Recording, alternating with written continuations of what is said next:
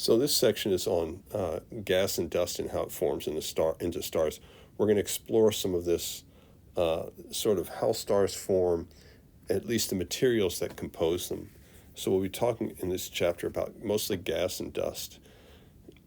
So where do stars come from?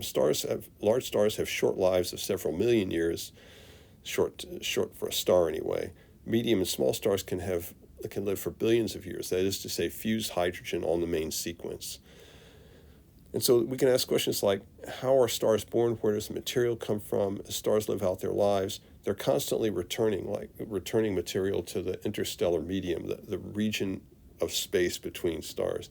The sun has a solar wind. It's constantly spewing out material. Also, at the end of their lives, stars will cough and spew out more material. Some stars will end their lives in massive explosions called supernovas, which will also enrich the interstellar medium with more material. So let's talk a little bit about the interstellar medium, right? Stars form from large clouds of gas and dust in this region of space between stars, which we call the interstellar medium. So let's just talk about that material for a little bit. First of all, the total mass of interstellar matter in the galaxy is about 10 billion times the mass of the sun. In other words, if you gathered up all the matter that's between stars, that would add up to roughly 10 billion solar masses in the galaxy. But how is that arranged, right? How is that matter laid out, all the stuff between stars? And so to give you an idea, we've talked about this before. In our air on Earth at sea level, the pressure is about 14.7 pounds per square inch, and there are about 10 to the 19th. That's 1 with 19 zeros after it. I'm not sure what the name of that number is. It's 10 hexillion or something like that. Quintillion, I don't know. Atoms per cubic centimeter. The state-of-the-art vacuums on Earth can get down to point, a whole bunch of zeros, you can count those up, 2 pounds per square inch as opposed to 14.7.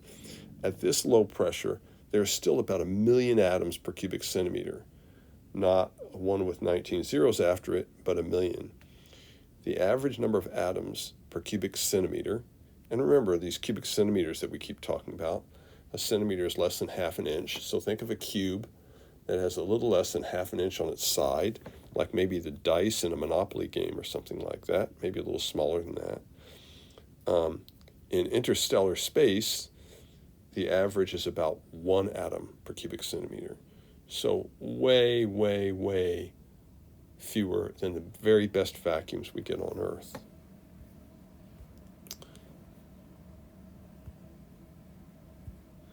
So it says, describe how the interstellar medium is divided into solids, gases, into gaseous and solid components. So the interstellar medium, which we sometimes call ISM for interstellar medium, is about 99% gas. What gas means is individual atoms and molecules, right? And about 1% dust. Dust is solid particles, and almost like grains of sand, except a typical dust particle in space is, like a thousand times smaller than a typical grain of sand you would see on the beach or something. A typical dust grain has a rocky core, like the kind you expect from sand or soot, maybe, or something like that, surrounded by what we might call a mantle of icy hydrogen compounds like water or ammonia or methane, maybe. A cubic mile of space might contain a few thousand of these dust grains on average, less than 1/10. Each of them is 1/10,000th of a millimeter across. So like I said, maybe 1,000 times smaller than a grain of sand. There are regions of space that will have clouds that are way more dense than this, maybe 1,000 or more times denser than this, but they're still way bigger vacuums than we can achieve on Earth. A column of gas. So I'm trying to give you a picture of how empty space is between the stars. So a column of gas that runs through the atmosphere would have more atoms in it. So imagine it doesn't matter the diameter, say a foot in diameter. Imagine you took an imaginary cylinder and ran it up to the top of the atmosphere with and just captured all the atoms inside that cylinder. And then you extended it through 10 billion light years of interstellar space. Remember, a light year is about 6 trillion miles. So if you did that, then the column of gas that went through the atmosphere would have more atoms in it than the one that went through 10 billion light years of interstellar space. So the matter is really way spread out. But remember, it goes in 3 dimensions. And so you don't just have a column, you have space going out in every direction. And so even though space is very empty, it's enormous. And so if you have enough space, you can make things. Even though the density of gas and dust in space is small, there's an enormous amount of space, so gas and dust adds up to a lot. Consider that it takes about 4 seconds for light to travel across the diameter of the sun, but years to travel to the nearest star. So there's a lot of space in between the stars.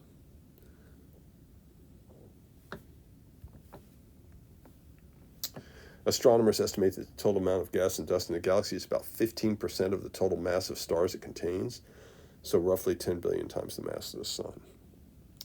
So now we're talking about this interstellar gas and dust. Let's talk about the gas a little bit. It says name the major types of interstellar gas. There are 4. So there are 4 main types of gas we encounter.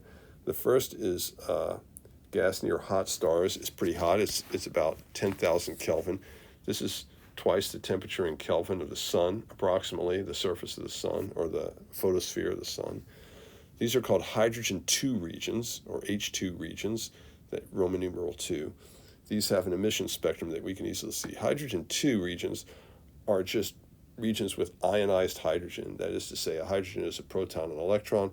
The electron it's so hot the electron is just left completely. The electron has enough energy to leave.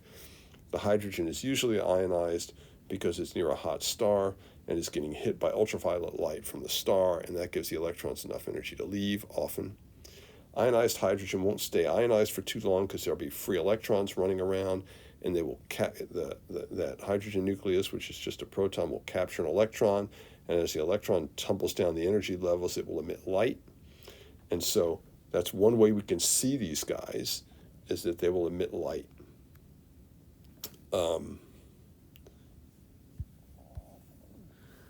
So the next region, so that's a hydrogen 2 region.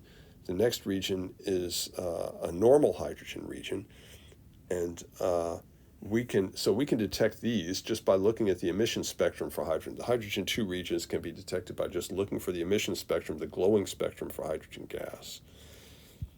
And so there are also just regions with normal hydrogen.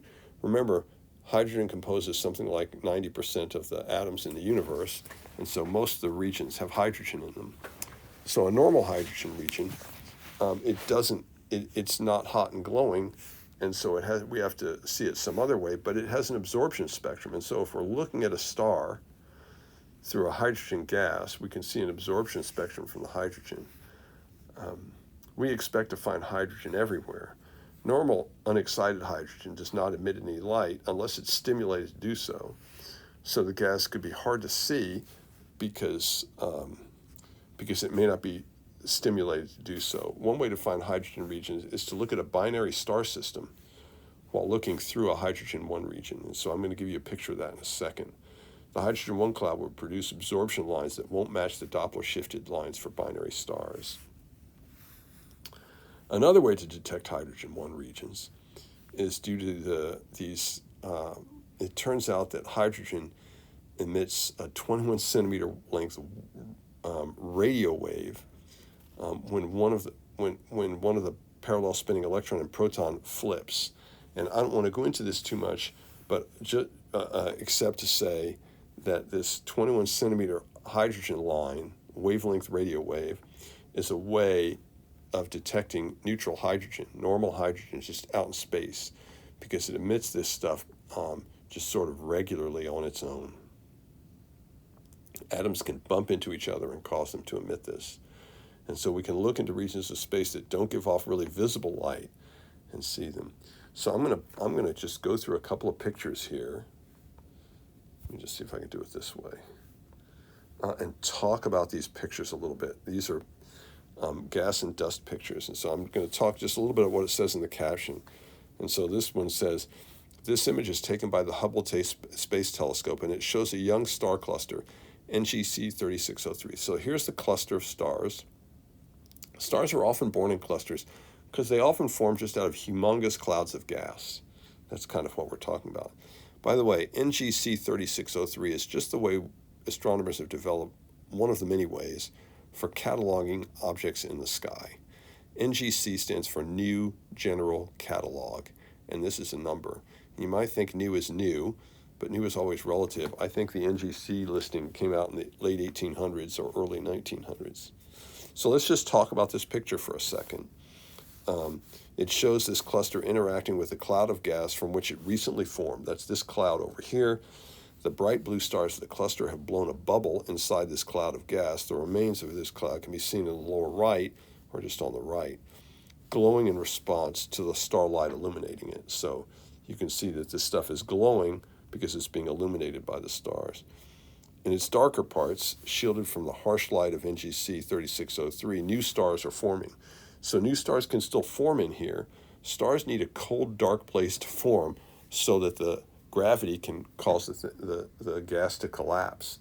But if it's constantly getting heated, just like inside a star, the heat from the radiation from the stars will sort of prevent collapsing. Although the stars of NGC 3603 formed recently, the most massive of them are already dying. You can sort of see in here, here's a little ring of material here. This is material that's being ejected by these stars that are at the last stages of their lives, producing the blue ring and streak features visible in the upper left. Thus, this image shows the full life cycle of stars, the formation of interstellar gas through the life on the main sequence, to death and return of stellar matter into interstellar space. So let's go to this one. So the reddish nebulae in this spectacular photograph glow with light emitted by hydrogen atoms. So maybe in these regions through here, sort of, the darkest areas are clouds of dust. So if you look like right in this region, there's some really dark areas that are clouds of dust that block the stars behind them.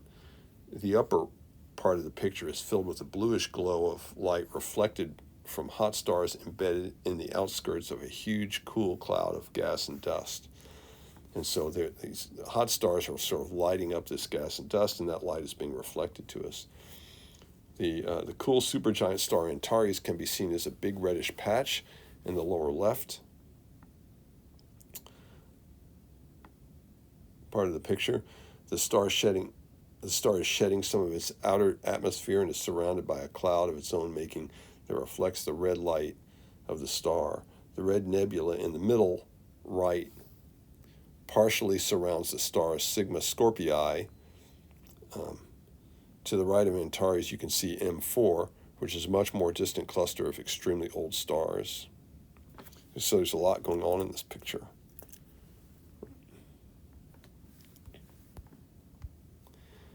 This is the Great Orion Nebula. The red glow is produced by the first hydrogen line in the Balmer series. So this is the first excited state of hydrogen that's visible. So it's from the n equals 3 to the n equals 2 level that we talked about. That we talked about way back when we were talking about atoms. Hydrogen emission indicates that there are hot young stars nearby that ionize these clouds of gas. When electrons then recombine with protons and move back down to lower energy orbit, emission lines are produced. The blue color, seen at the edges of some of the clouds, is produced by small particles of dust that scatter light from hot stars. So that's in these regions.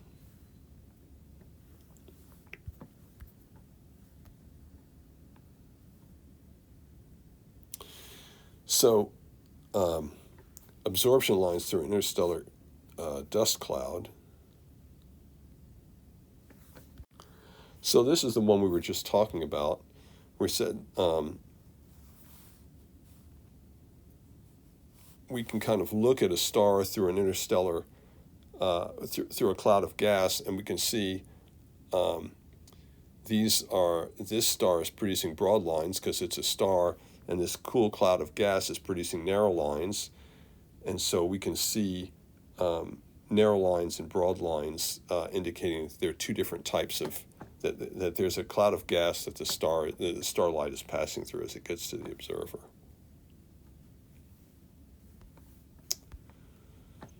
This is the 21 centimeter line, and I don't want to talk about this too much except to say that electrons and protons have spin, and it turns out that when the spin on the electron flips, this case over here is at a lower energy than this case over here. And so when it goes from here to here, when it goes from A to B, it emits a 21 centimeter wavelength radio wave, and that's the thing we can detect. And those indicate normal hydrogen regions in space, and we see them throughout space. I'll talk about the regions where we see them. This was the Ewan and Purcell making a detector for this 21 centimeter line. Let me just see if there are any over here. This is a supernova remnant. We'll come back to that.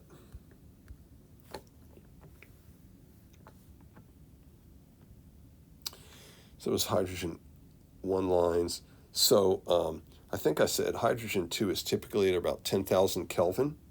That was the hydrogen 2 regions, right?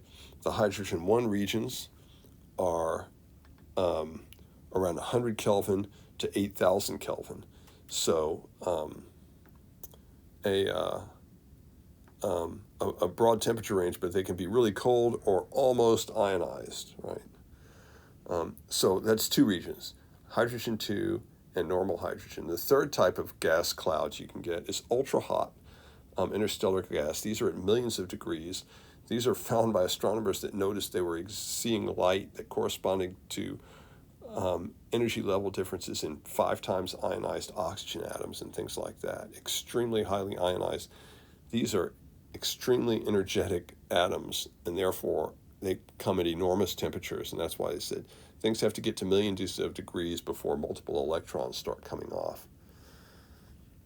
So those could be detected by looking at these crazy high energy light emitted by extremely ionized atoms. These clouds seem to be due to supernova explosions when a very large star explodes at the end of its life. Astronomers estimate there's a supernova explosion about every 100 years somewhere in the galaxy. There's about 1 supernova per galaxy per century, is what they say. On average, the shock wave from a supernova passes any point in the galaxy every few million years, which seems crazy. So that was the third one, ultra hot. And the last one are called molecular clouds. These are the extremely cool regions. So if you look down here, you can see that maybe around 10 Kelvin. So this is like negative 440 degrees Fahrenheit. These are extremely cold regions. These often include a lot of gas and dust. At low energy, molecules can form, and so you start seeing carbon and nitrogens form bonds, and carbons and hydrogens form bonds, and hydrogens and hydrogens. You start seeing molecules when things start getting cold. The matter starts to coalesce. Molecular clouds account for about 20 to 30% of the gas and dust in the galaxy, but only a tiny fraction of the volume. These have a density of a few thousand times the density of other regions, so they're much more dense. These are the prime regions for star formation, molecular clouds. So of the regions that we talked about, hydrogen 2 regions, normal hydrogen, ultra-hot, and molecular clouds, these are the places that stars form, these molecular clouds.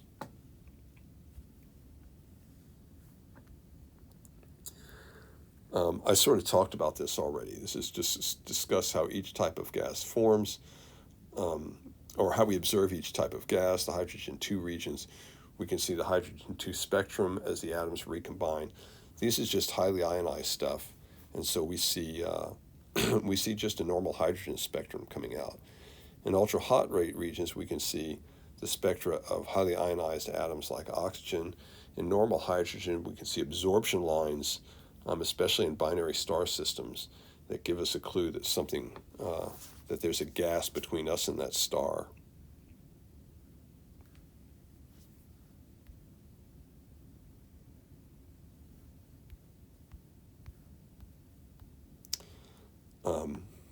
And for molecular clouds, we see the spectra of molecules. These are things that we wouldn't see in any of the others.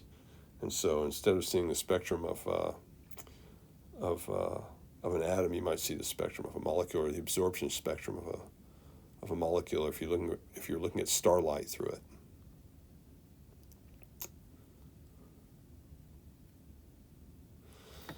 So we've talked about the temperatures of each type of region, so we won't talk about those again. So cosmic dust. So describe how we can detect interstellar dust. So again, we're looking for things in space that are really hard to see. There's regions where there's 1 atom per cubic centimeter or something like that. Detecting them is a challenge.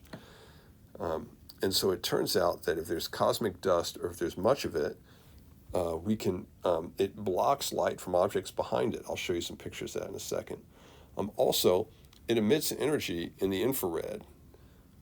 It just kind of, if you've ever watched TV shows, like police shows, where they'll turn on an infrared camera and you can see somebody running at night, even though there's no real light shining on them. That's looking for in the infrared spectrum, and you can see gas and dust in that. Also, they reflect the light of nearby stars. The Pleiades cluster is an example of that. I'll show you some pictures. It turns out small particles preferentially scatter blue light better than red. So reflection nebulas, light that's reflected from stars, look bluer than the star they're reflecting. They'll also make objects seen through them look redder. It's called interstellar reddening, and that's also a thing. So if you've ever looked at a sunset, for example, sunsets look red because the particles in the air are better at filtering out the blue light, scattering the blue light out of the way, than they are at the red. And so the red light from the sun comes on through, but the blue doesn't get through as easily, and so the sun looks redder than it does. Also, if you look straight up at the sky, it looks blue, and that's because the air up there is better at scattering the blue, and so the red goes right on through, and the blue gets scattered into your eyes. And so that's why the sky looks blue. So there's a picture of some of these. By the way, what this means is that because of the nature of light and matter, long wavelength radiation is let through the universe preferentially to short wave radiation. It helps us in a lot of ways. Ultraviolet light and the harmful radiation doesn't get through our atmosphere very easily. And so that we don't get bombarded by it as much. The longer wavelengths tend to be more efficient at doing that, at getting through the atmosphere. So let me see if I can show you a few more pictures here. So we looked at these. We looked at some of these. So here's a picture. This object, first cataloged by Barnard, he's the guy who had the star that moves really fast laterally, is a dark interstellar cloud. Its striking appearance is due to the fact that, since it is relatively close to Earth, there are no bright stars between us and it, and its dust obscures the light from the stars behind it. It looks a little bit like a sideways heart. One astronomer sent this photo of the object to his sweetheart for Valentine's. So you can sort of see that there's dimming of the stars around it, right? And it blocks out a lot of the stars that you're looking through it. Let me see if I've got a few more here. So here's the bluish light. This is the Pleiades cluster, right? And you can see that the gas around these stars looks even bluer than the stars themselves, and that's because the gas is better at scattering blue light than it is red, and so we end up seeing more blues out from here than we would see reds.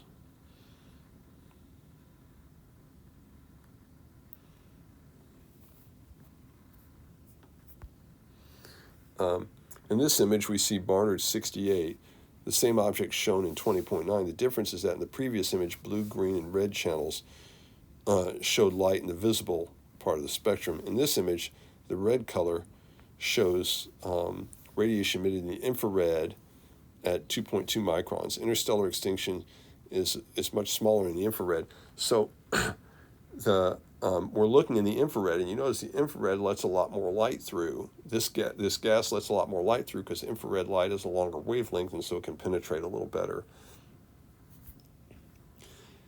So here's another example of that. Interstellar gas and dust scatters blue light more efficiently. This could be the sun at sunset, and you're over here looking. Oops. Sorry. This could be the sun at sunset, and you're over here looking, or this could be a star, and you're looking through a gas cloud. So the red light, it emits all colors, the star does. The red light is less obscured, less scattered by the interstellar cloud that's coming, that the light has to come through to get to you. But the blue is scattered much more effectively, and so you end up seeing the star ends up looking red.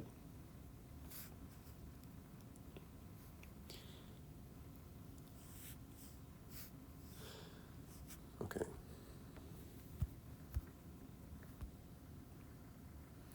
This is just, we talked about this already, but this is kind of fun to look at. This is a typical interstellar grain. It's thought to consist of a rocky core, maybe silicates or graphite, soot, surrounded by a mantle of ices. Typical grain size are 10 to the minus 8 to 10 to the minus 7 meters. This is, 100th to a tenth of a micron. This is, around a 10,000th of a millimeter.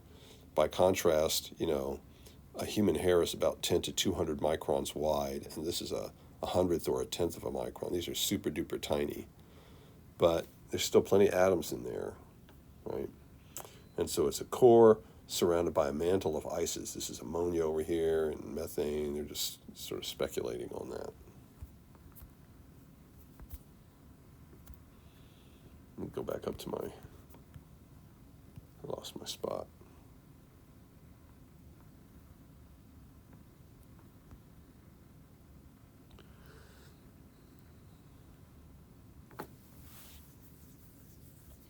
So we can detect interstellar clouds, cosmic dust, because they block the light from things behind them. They emit in the infrared.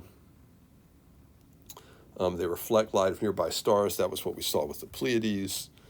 They make objects that are seen through them look redder, since the blue light is preferentially scattered. This is why the sky appears red at sunset. The sky appears blue, and the sunsets appear red. Long wavelength preferentially gets through the universe. Because of their small sizes and temperatures, dust grains emit in the infrared. This light does not pass through the atmosphere, and so we really need to study this stuff in space, because if we want to see these things, we need to be looking in the infrared for some of this gas and dust. This is just another explanation of interstellar extinction, just to be specific. When a dust cloud is between us and a star, some of the light from the star coming to us is scattered out of our direction, and some of it's absorbed by the dust. This reduces the amount of light from reaching us from the star, and it's called interstellar extinction. That's what that is. Interstellar reddening is a similar process. It just means that red light is preferentially let through by these clouds, and blue is scattered away. And so things tend to look redder when you're looking at them through a cloud of dust.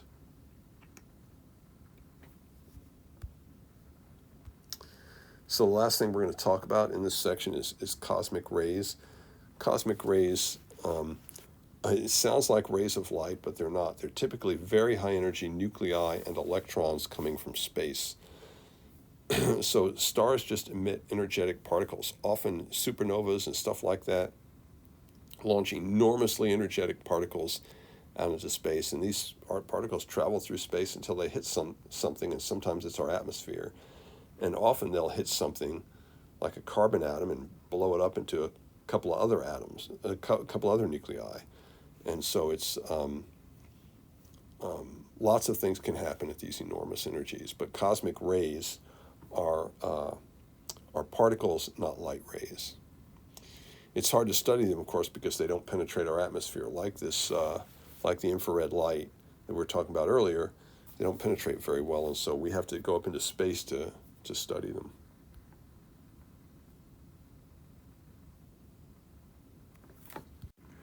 So this is just a little section on the life cycle of cosmic material. It says explain how interstellar matter flows in and out of our galaxy and transforms from one phase into another. So most of the gas by mass and volume is sort of normal atomic hydrogen.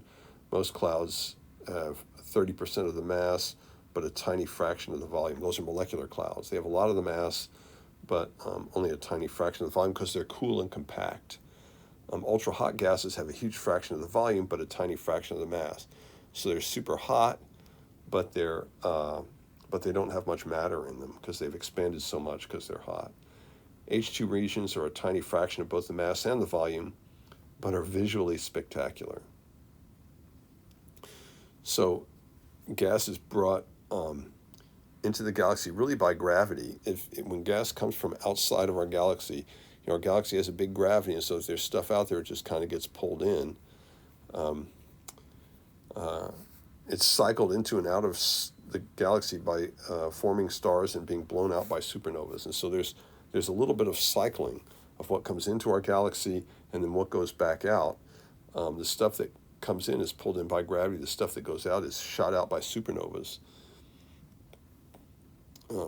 Large stars lose a large fraction of their mass back into space. Small stars lose very little over the course of their lifetimes. On average, roughly a third of the mass of stars goes back into space. Over the course of time, stars begin to populate the interstellar medium with elements beyond hydrogen and helium, which is what they started with. But like our star is a second-generation star, and so there's lots of other things besides hydrogen and helium in our solar system. That's how we have terrestrial planets and so forth.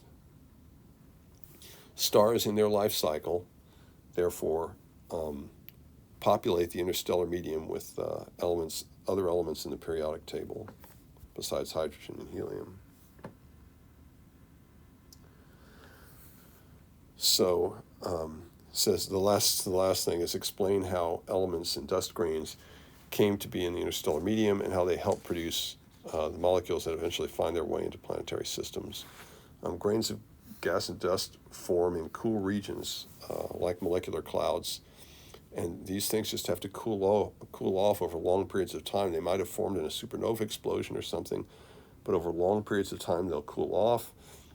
Atoms can stick together, they can form molecules. As stars form, the grains can be heated up into various chemicals, and so you can form all kinds of different things. This, by the way, may be where our water came from, these little dust grains that eventually ended up forming the Earth over as our star formed. Probably had ices with them.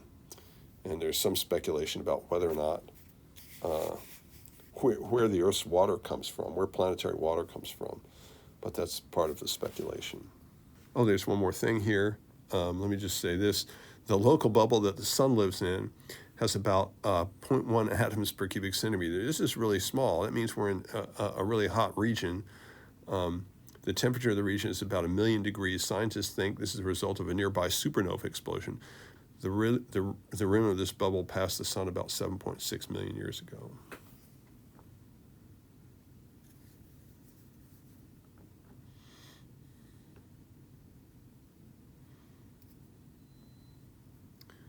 So probably not the bubble that formed the supernova that formed the materials that are making up the Earth and the rest of the terrestrials.